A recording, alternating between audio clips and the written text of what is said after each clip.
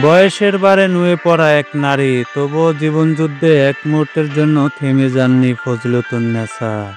শতবর্ষ পেরিয়েও আজ তিনি কাপা হাতে রাস্তার ধারে বসে বিক্রি করেন মৌসুমি ফল। এই নারীর নেই কেউ, তবুও কারো কাছে হাত পাতেন না তিনি। নারায়ণগঞ্জ শহরের দোয়েল সিটি প্লাজার সামনে ছোট্ট এক ডালায় সাজিয়ে বসেন ফল।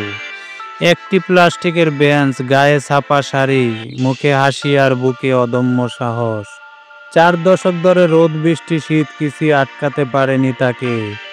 এই শহরের ফুটপাত যেন তারই নাম লেখা গল্পের বই। জীবনের শেষ প্রান্তে এসেও ক্লান্ত নন তিনি, মাঝে মাঝে মেতে ওঠেন গল্পে, গেয়ে ওঠেন পুরনো দিনের গান। উনি খুব চেষ্টা করতেছেন বয়স্ক মহিলা যেন কারো উপরে বোঝা না হয়ে নিজে নিজে চলতে পারেন। স্থানীয়রা বলেন ফজলুতুন্নেছা এক জীবন্ত কিংবদন্তি। যেখানে তরুণরা হতাশায় ভেঙে পড়ে, সেখানে তিনি শত বছরও শিখিয়ে দেন নিজেকে ভাঙা যায় না যদি না মন ভাঙে। আপনি যদি এই গল্প শুনে একটু থমকে যান, তবে প্লিজ এই ভিডিওটা শেয়ার করুন। একজন সংগ্রামী নারীর প্রতি সম্মান জানান, হয়তো কেউ এগিয়ে আসবে তার পাশে।